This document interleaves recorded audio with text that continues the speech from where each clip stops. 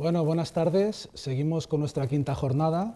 Hemos hablado de vacunas, un tema que ha resultado muy interesante. Se nos han quedado muchas preguntas en el tintero, pero no os preocupéis porque las iremos contestando a lo largo de la semana que viene. Yo tengo el honor de estar en esta mesa, es una mesa que me encanta, es una mesa con dos compañeros de trabajo y compañera de fatigas también.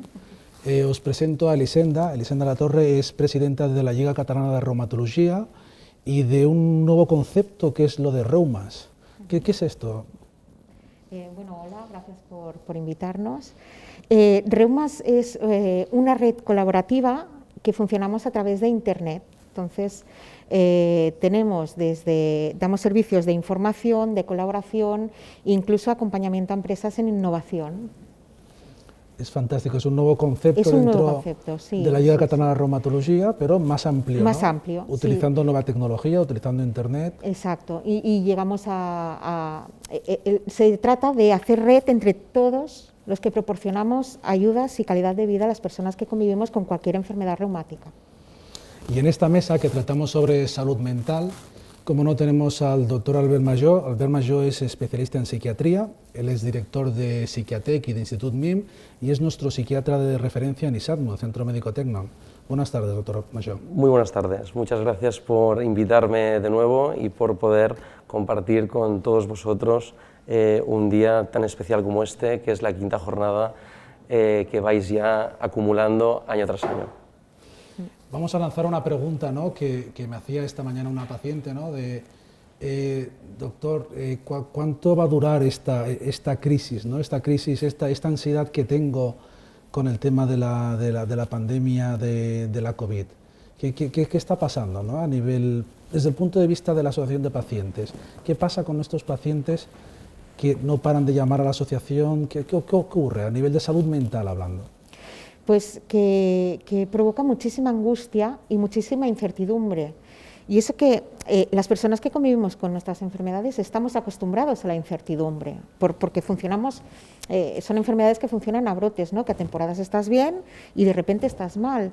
Pero este COVID, y además alargándose tanto en el tiempo, está provocando una incertidumbre en las personas que no saben bien cómo comportarse, si pueden irse de vacaciones o no, si pueden relacionarse con el vecino o no. Bueno, preguntas así de simples, ¿no? Nos llaman para cuestiones muy sencillas, pero la gente no puede seguir con su vida como la tenía montada antes. Y eso pues provoca mucha angustia.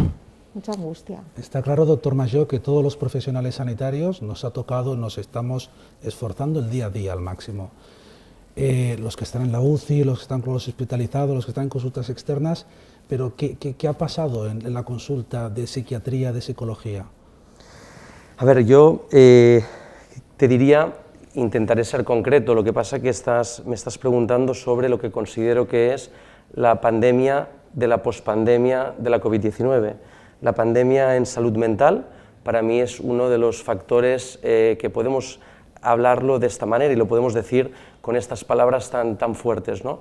En primer lugar, digo pandemia porque la COVID-19 ha provocado muchos cambios a nivel social, muchos cambios a nivel de cambios de roles familiares, cambios de roles a nivel empresarial, a nivel de teletrabajo también. Todo esto ha conllevado a una crisis social, una crisis económica, una crisis que a día de hoy aún no sabemos el alcance que va a tener. Todo eso, como decía nuestra compañera, pues genera unas incertidumbres.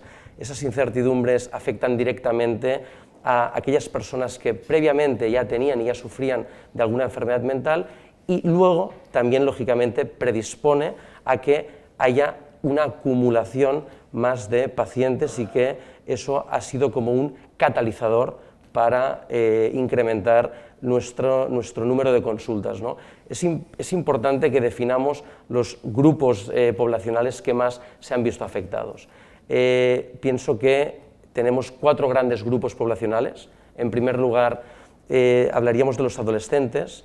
Tenemos que entender que los adolescentes, la mayoría de consultas, de los primeros síntomas en salud mental, el 75% los solemos encontrar antes de los 25 años. Pues bien, Si tenemos en cuenta que estos chicos, estas chicas que han estado viviendo un cambio absoluto y radical en cuanto a las relaciones sociales, en cuanto a las relaciones interpersonales y también académicas, luego también evidentemente han tenido que estar involucrados en un confinamiento absolutamente estricto en la primera etapa, donde lógicamente pues, los roles y las situaciones familiares de conflicto familiar han aumentado. Lógicamente ese grupo ha sido un grupo muy vulnerable que datos que podemos tener de datos interesantes a día de hoy, donde podríamos decir que se han multiplicado, por ejemplo, en los trastornos de comportamiento alimentario, una demanda más del 150% respecto al año 2019. En cuanto a llamadas telefónicas, y estoy hablando en salud mental, toda Cataluña, más del 500%. Estamos hablando de unas cifras devastadoras y que por lo tanto es muy importante que estemos atentos y que podamos proteger este grupo poblacional. Y aparte, podríamos irnos al grupo poblacional de la gente mayor, ¿sí? Que lógicamente han tenido que estar viviendo en circunstancias pues, muy agresivas, ¿no? La soledad que ha generado esta pandemia. Luego, evidentemente, grupos poblacionales como pueden ser gente con esquizofrenia, que tenemos que destacar, que es la segunda causa de mortalidad, ¿sí? Para que una persona que tenga COVID grave, ¿sí? El hecho de tener una esquizofrenia es el segundo factor de riesgo más grave que conduce a la muerte del paciente. Por lo tanto, evidentemente estamos hablando, creo yo, de una pandemia, de la pospandemia. Y a nivel de pacientes con enfermedades inflamatorias autoinmunes, con enfermedades reumáticas, ¿notáis desde la asociación que ha habido mucha más demanda en este perfil de pacientes? Muchísima demanda. Tenemos muchísima demanda de todo lo que es necesidad de apoyo emocional. Los talleres se nos quedan con lista de espera, los talleres que hacemos. Con lista de espera. Temas emocionales. O sea, no damos abasto de, ojalá tuviésemos más recursos, pero no damos abasto de todas las peticiones que tenemos de ayuda. Es tremendo, y además peticiones de ayuda que ves que también el entorno social está fallándoles mucho. Entonces no es solo emocional realmente, está la parte emocional, pero claro, es que la parte social está cayendo también, ¿no? Yo me quedo con un concepto, ¿no?, que ha explicado el doctor Majó, el concepto del catalizador, ¿no? De cómo relaciones que parecían que estaban estables se han desestabilizado y falla ese apoyo, ¿no, doctor Majó? Ese apoyo que necesitamos las personas para que todo siga adelante. ¿Qué es esto?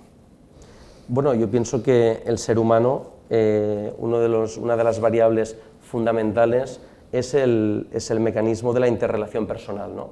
Ese mecanismo social que nos permite interactuar desde el aspecto emocional. Lógicamente, la COVID ha generado una barrera cuando vas a hablar con un médico con mamparas. Hoy en día estamos hablando todos con una mascarilla y eso también genera una distancia. No nos podemos tocar, no nos podemos abrazar, no podemos tener esa interrelación física que requiere el ser humano, y ese alejamiento físico es igual a distanciamiento emocional, es igual a aislamiento en tu día a día, ¿no? Estamos viviendo la era de las pantallas. Pienso que la digitalización, también la COVID ha sido un catalizador a la digitalización, ¿no? Ya no podemos ir a las entidades financieras, casi que todo es con cita previa, y si vas a las 11 y pico ya no te atienden, ¿no? Y así sucesivamente. Eso hace que nos vayamos aislando cada vez más. Es el concepto sobre todo de pacientes cada vez más aislados, ¿no? Más separados, y si no tienes apoyos cercanos que te ayuden o se desestabilizan, es cuando empiezan a aparecer ya patologías. Pero la pregunta es, ¿crees que han sufrido más, doctor Majó, los pacientes que ya tienen una patología psiquiátrica, o esto ha hecho que se desencadenen nuevas patologías? Yo pienso que los pacientes que tenían, por ejemplo, patología grave psiquiátrica, trastornos mentales severos, y que por lo tanto la red de apoyo que hay aquí en Cataluña, en forma de hospitalización de día, en forma de incluso organizaciones no gubernamentales que están dando un apoyo muy importante en lo que es la inserción del paciente en salud mental, cerraron. Entonces, todo ese apoyo, toda esa red de apoyo que tuvo que cerrar por las condiciones, lógicamente, en las que estábamos inmiscuidos, eso hizo que esas personas se desestabilizaran y se desestabilizaran mucho. A partir de ahí, evidentemente, como has comentado, pienso que la COVID-19 ha ejercido como catalizador de nuevas patologías. Ha sido un gran catalizador para que aquellos mecanismos tampón que utilizamos, ¿no?, para poder disipar ese estrés que conlleva nuestro día a día, lógicamente no ha existido, y a partir de ahí empiezan a aflorar síntomas físicos que muchas veces son sintomatología derivada de un distrés emocional. Hemos hablado en alguna ocasión, en alguna de las jornadas que hemos hecho, sobre todo para profesionales sanitarios, en alguno de nuestros updates, hemos hablado, y tú nos has hablado del concepto de distrés como este estrés patológico que cataliza y que empeora una enfermedad que está estable, una enfermedad autoinmune, una enfermedad reumática. ¿Qué está pasando con estos pacientes? Que teníamos estabilizados, ¿no? Los teníamos en remisión, que todo iba bien y han empezado, que es lo que estamos viendo este año, crisis, sea de artritis, sea de psoriasis, sea de colitis, sea de lupus. ¿Es el virus en sí o es este distrés o es qué es? Yo lo achaco al estrés que provoca la situación que tenemos, lo achaco a eso.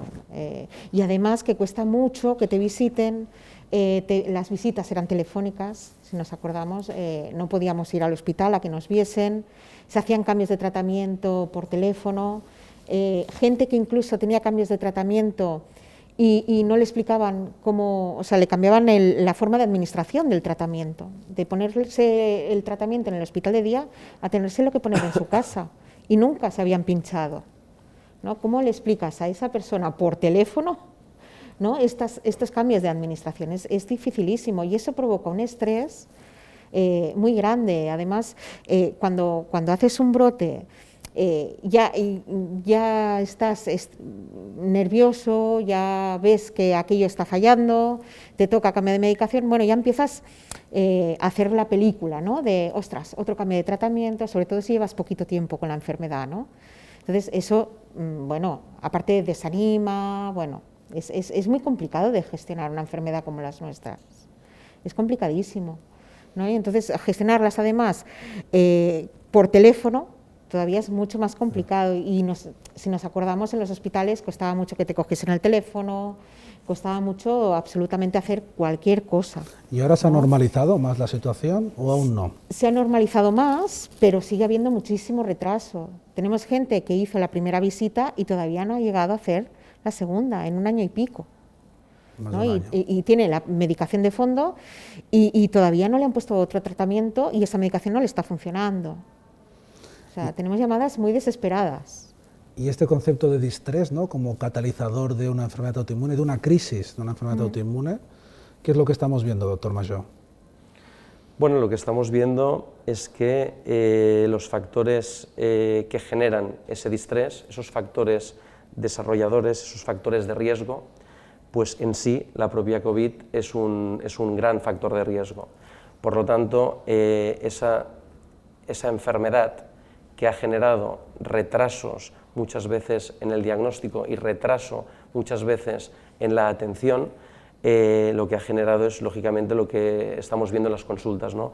Muchas segundas, terceras opiniones, el sistema, las sensaciones que tanto el sistema sanitario público como el privado en primera instancia pues dirigieron todos sus esfuerzos en una primera ola hacia una dirección muy clara, que era la contención de esa masacre que estábamos viviendo.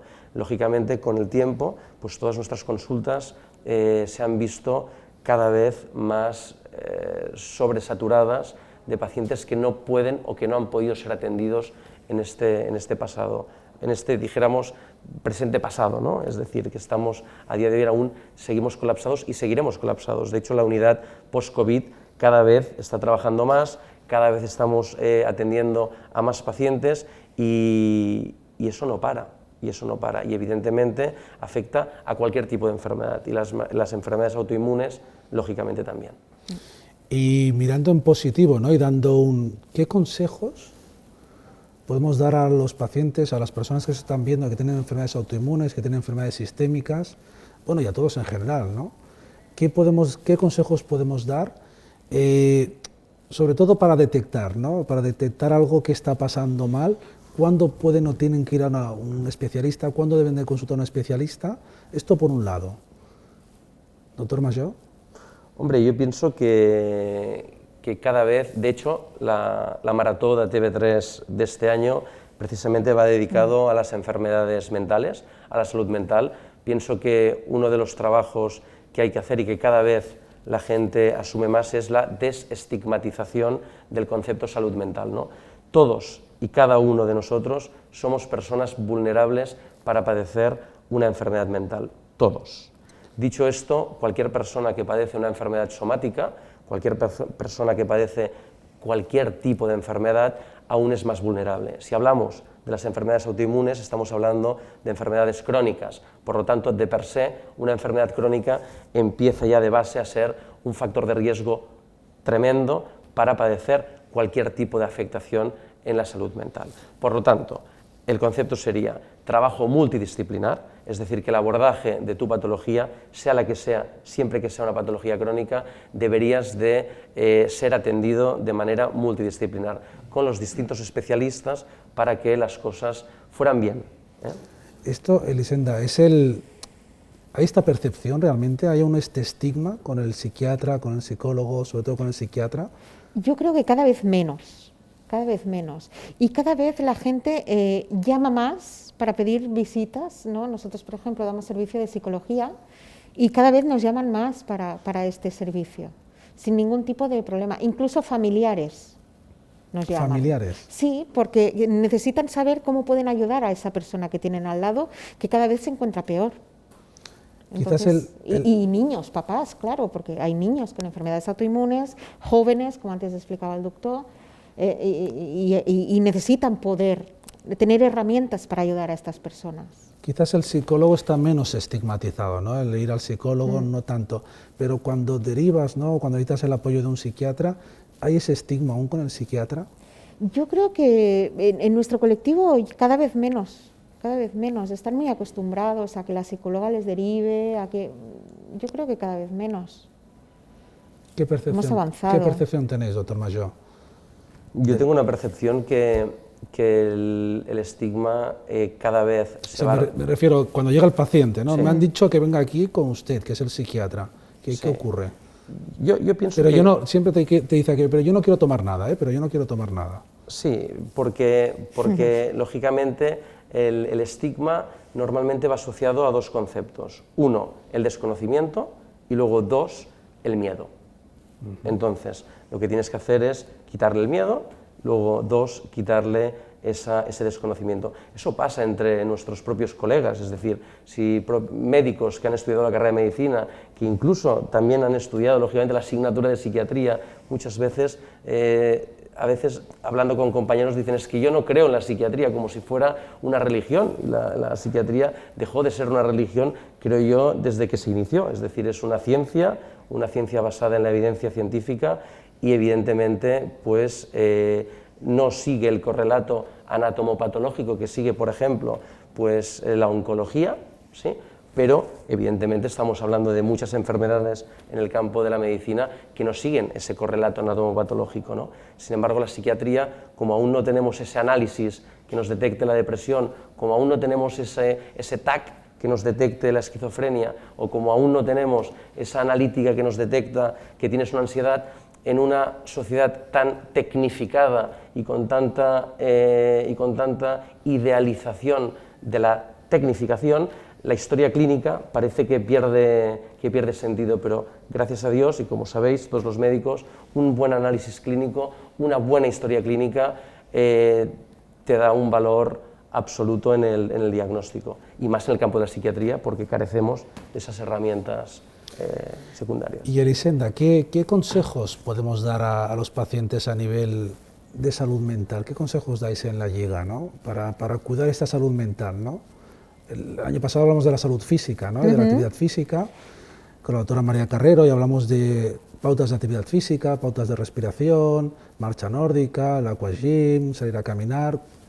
A nivel de salud mental, Pues sobre todo les enseñamos, ¿no?, herramientas de relajación, herramientas de mindfulness, bueno, todo este tipo de herramientas para bajar el estrés de la persona, ¿no? Después, bueno, todo el tema de en grupos de ayuda mutua, para que puedan compartir sus angustias con otras personas que están como ellos, ¿no? Que siempre son grupos terapéuticos, ¿no? Lo que pasa que no hay un psicólogo metido dentro del grupo, ¿no? Solamente lo supervisa. Entonces, bueno, funcionan muy bien y la gente se acaba encontrando mejor emocionalmente. Bueno, se trata de que ellos vean y noten que no están solos, ¿no? Y que hay herramientas para que se encuentren mejor. Y después también con talleres, con, bueno, sobre todo telefónico, web, porque o sea, hoy en día sigue habiendo poco contacto físico y mucho online. Exacto, sí, porque físicamente otra vez estamos, bueno, en el punto ese que ahora parece que volvemos a tener algunas restricciones, ¿no? Todavía no son públicas, pero ya nos están diciendo que no nos reunamos más de no sé cuántas personas, que, bueno, pues intentar normalizar también la situación, ¿no? Y a nivel de consejos globales, doctor Majó, ¿qué podríamos dar a estos pacientes para cuidar su salud mental? No estoy hablando ahora con patología, ¿no? Lo que sería una prevención. Bueno, una prevención en salud mental sería menos pantallas y más interacción social. Y eso, evidentemente, rompe mucho con lo que está pasando hoy en día, ¿no? Que es esa imperiosa necesidad de la digitalización. Pero si tú a mí me preguntas recomendaciones básicas, te diría contacto con la naturaleza, contacto con tus amigos, contacto con tus padres, contacto, es decir, que la gente tenga interacción social, por favor, que no se pierda esa conexión del poder tocar, hablar, del poder compartir, porque cada vez que voy a un restaurante y veo una familia que entre ellos están hablando a través del móvil, eso lo único que hace es generar patología mental, es en ciernes, la tenemos ahí en ciernes, y eso para mí es muy importante, hacer esa pedagogía en este ámbito. ¿Tenemos algunas preguntas? Pues sí, doctor Muñoz, Juan, tenemos de hecho varias preguntas que te las voy a condensar porque nos están preguntando prácticamente lo mismo con palabras diferentes, y lo que nos viene a decir los pacientes de diferentes patologías es porque ellos mismos tienen este tipo de síntomas o porque conocen gente muy cercana que tiene este tipo de síntomas de ansiedad, de depresión, etcétera. ¿Cuál debe ser el canal para dónde deben consultar? ¿Es el médico, su médico de enfermedad de Crohn, es su médico de la psoriasis? ¿Qué opciones tienen en la medicina pública, en la medicina privada para dar respuesta a esto que, como habéis explicado muy bien, es muy frecuente y es uno de los principales problemas más allá de la infección y sus consecuencias, es las consecuencias psicológicas?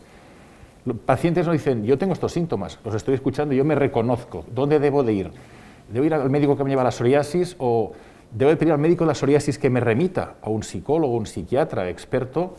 ¿Qué opciones, doctor Majó, los tres, les podéis, porque os lo estoy condensando porque todas las preguntas van en este sentido? ¿Qué opciones tienen en medicina pública, qué opciones tienen en medicina privada, como en el caso de Isatmo aquí? ¿Cuál sería el circuito ideal? Y luego, ¿cuál es la realidad, no? ¿Cuál sería el circuito ideal? El circuito ideal sería que nos llamasen a la asociación o que llamasen a su médico de primaria o a su médico especialista y cualquiera le pudiésemos derivar a quien convenga en ese momento. La realidad es en la pública que hay una cola y una lista de espera enorme, ¿no?, para acceder a psiquiatra y para acceder a psicólogo. Esa es la realidad, no se da abasto, ¿no?, como decía antes también el doctor. Doctor Majó, ¿cuál sería el circuito ideal y cuál es la realidad, ¿no? A ver, el circuito ideal en el ámbito público, normalmente, teniendo en cuenta la presión asistencial que los médicos de cabecera tienen en primaria, eso ha desvirtuado absolutamente la situación. Pero diríamos que lo normal sería que el médico de cabecera, que es el que atiende al paciente en primaria, derive al especialista. Y deriva al especialista, en este caso, pues los centros de salud mental en el ámbito público serían los receptáculos del paciente que sufre... Los CSM, ¿no? Los CSM, correcto, los centros de salud mental adultos o los infantojuveniles, los CSMIG.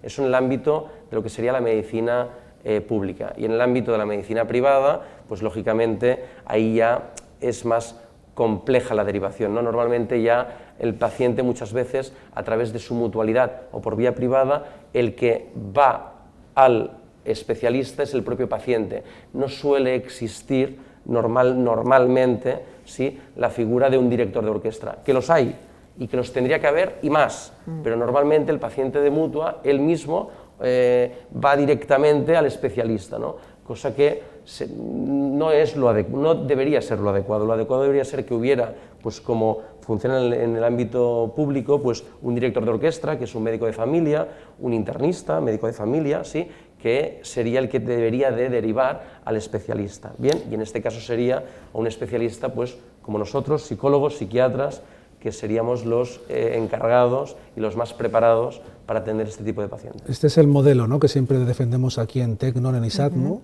que cualquiera de los especialistas podamos consultar con el resto, ¿no? Correcto. Ayudándonos el concepto de multidisciplinariedad, sin poner barreras y que haya una interconexión lo antes posible para los pacientes. No se queden demorados meses, meses y meses, cuando ya la sintomatología es cada vez mucho más grave. ¿Tenemos más preguntas? Mira, Juan, pues insisto en que antes te lo condensé y ahora te leeré literalmente una de las que hemos recibido, pero que insisto que creo que la preocupación de los pacientes es el cómo acceder. Mira, en este caso, María José, y te la leo en este caso literal, nos dice: ¿qué profesional sanitario debería derivarte al psicólogo o psiquiatra? ¿El reumatólogo, que es quien me lleva mi enfermedad, o el médico de cabecera? Yo en mi caso opté por pedir visita por el médico de cabecera. De alguna manera debemos, y si quieres yo te añado, hemos de animar a nuestros pacientes a que si el médico, digestólogo, reumatólogo no toma la iniciativa, ellos pidan esta derivación o incluso hagan, pues como decía muy bien el doctor Majó, pues por la vía que sea, pues llegar a este especialista en psiquiatría. Yo creo que lo más importante es sensibilizar a los profesionales, es decir, si tú tienes un paciente donde detectas esta sintomatología, lo más rápido es lo que más cercano puedas acercarte. Está claro, porque todo lo que sea otras derivaciones a que te derive un tercero, lo que hace es enlentecer el proceso, hacerlo más farragoso, más fangonoso, y que no llegues lo antes posible, que como siempre hemos dicho, diagnosticar precozmente nos da luego un pronóstico mucho mejor, ¿no, doctor Majó? Estoy completamente de acuerdo con lo que acabas de comentar. Pienso que el punto clave es la sensibilización de los trabajos en equipo de manera multidisciplinar. Es decir, si tú escuchas al paciente, todos los que somos médicos, una de las cosas básicas en semiología y propedéutica clínica era escuchar al paciente, tener y estar tiempo con el paciente. Si tú escuchas, seas un reumatólogo, seas un digestólogo, seas un oftalmólogo, seas un médico de familia, sabes detectar si aquella persona tiene un sufrimiento. Y en ese momento, los trabajos de manera multidisciplinar lo que permiten es que las vías de atención sean mucho más rápidas.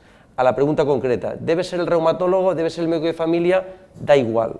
Independientemente del especialista, cualquier especialista debería de tener una sensibilidad para ser él ya directamente el que derivara. Bueno, pues muchas gracias por esta mesa. ¿Una pregunta más tenemos? Mira, Juan, si quieres, estiramos un poquito esta segunda mesa. Hay una pregunta que sí que es un poco diferente. Insisto que ha habido muchas como las que te hemos trasladado, pero la de Marta es de un tanto diferente, la vamos a atender. Luego, si quedan más, sabéis que las respondemos a posteriori. Marta nos plantea, dice, se prevé un cambio hacia un mundo digital, y estoy de acuerdo con ella, donde coexistirán visitas telefónicas con visitas presenciales. Perfecto, pero ¿cómo se puede valorar la necesidad de apoyo psicológico en las visitas telefónicas? Creo que un poquito la preocupación de Marta es que quizás en la presencialidad es más fácil detectar, ves al paciente, lo ves tembloroso, no sé, el doctor Majó nos lo diría mejor, quizás es más fácil en la presencial detectar esos síntomas de ansiedad, depresión, etcétera, y en la telefónica, pues el no ver al paciente, igual ahí se nos escapa algo. Totalmente de acuerdo. Yo pienso, mira, nosotros desde Psiquiatec hace más de 10 años que trabajamos a nivel con videoconferencia.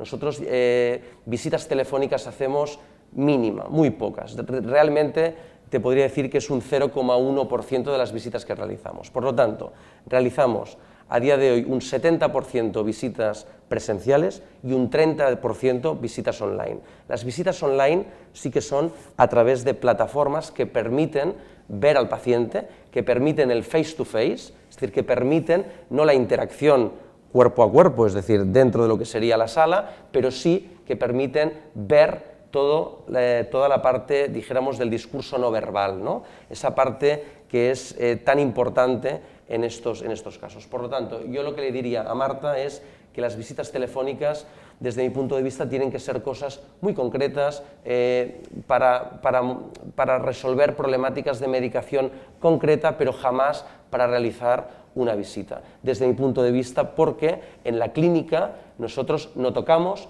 pero sí que observamos, y desde la telefonía no podemos observar. Bueno, un último minuto ya para cerrar esta mesa. Elisenda. Pues, bueno, respecto a lo que decía el doctor Mayor, totalmente de acuerdo. Y lo que tienen que hacer es, si les insisten con visita telefónica, insistir ellos como pacientes, ser proactivos y que pidan visita presencial porque en ese momento la necesitan y se la van a dar. O sea, que no tengan miedo de pedirla también. Que muchas veces no nos atrevemos a pedir las cosas cuando nos hacen falta y también hay que ser un poquito proactivo y pedirlas, no pasa nada. Un último mensaje de optimismo, doctor Mayor.